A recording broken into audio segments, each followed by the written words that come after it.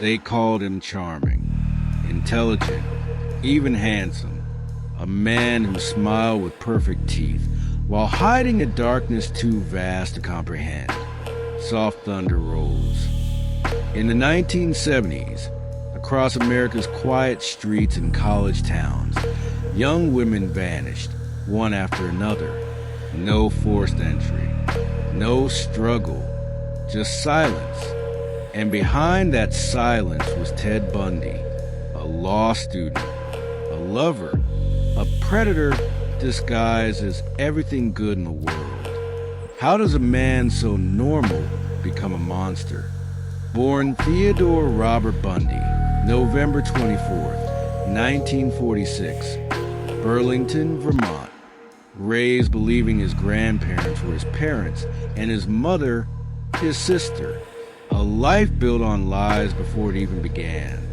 As a teenager, Ted was quiet, polite, even awkward. He studied psychology, volunteered in politics, and enrolled in law school. On paper, he was a perfect American son. In truth, he was a mask, and behind it, a fascination with power and death was quietly blooming. Ted didn't just want admiration, he wanted control over everything, even life itself. The early 1970s, the beginning of something horrific. The charm became a weapon, the smile a trap. Ted would fake injuries, wear casts, ask for help loading a sailboat or carrying books. When kind, trusting women leaned in to help, they never came back. He dated, he partied, he even worked at a suicide hotline, saving lives while secretly ending others. Ted Bundy studied psychology, but he wasn't learning about people. He was learning how to be them. Between 1974 and 1978, Bundy unleashed chaos across Washington, Oregon, Utah, Colorado, and Florida. He kidnapped, assaulted, and murdered more than 30 women, maybe more. Old news voice, another young woman missing today. He struck in broad daylight. At Lake Sammamish, witnesses describe a man named Ted, wearing a cast, asking for help with a sailboat. 2 women disappeared that day. His victims were young, kind, intelligent, reflections of those who once rejected him. Bundy's violence was not random. It was revenge wrapped in charm. Police struggled to connect the dots until witnesses began whispering one name, Ted. In August 1975, Bundy was stopped by a Utah patrolman. Inside his car, handcuffs, masks, rope, a killer's toolkit. Arrested yet confident, Ted charmed the courtroom. He represented himself, smiling for cameras, flirting with reporters. Even when caged, he believed he was untouchable. But then he escaped. Twice. Once from a courthouse library. Once through a hole in a jail ceiling. Sound. Chains clatter. Running footsteps echo. He fled to Florida, desperate for freedom and blood. The Chi Omega sorority house. 2 women dead, 3 injured. The nightmare reached its crescendo.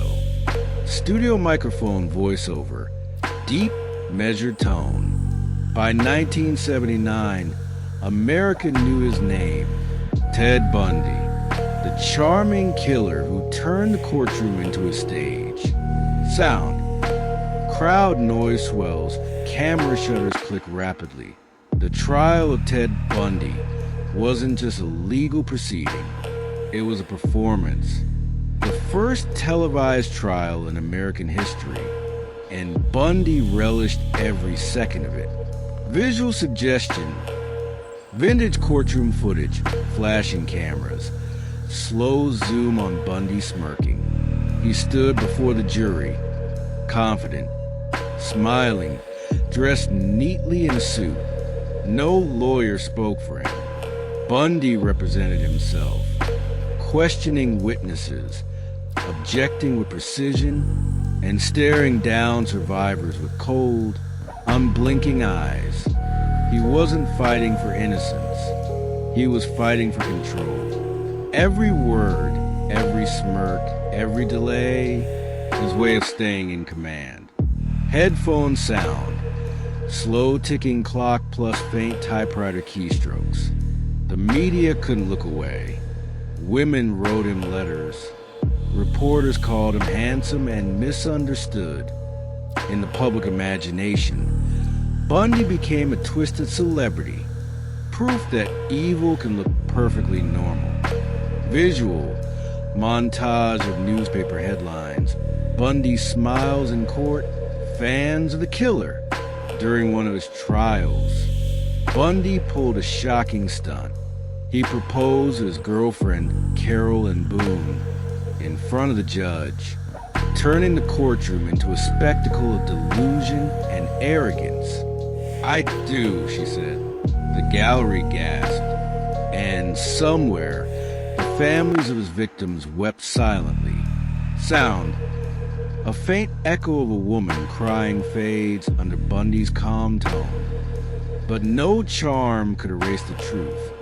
Forensic science, still in its infancy, caught him in a detail too small to deny.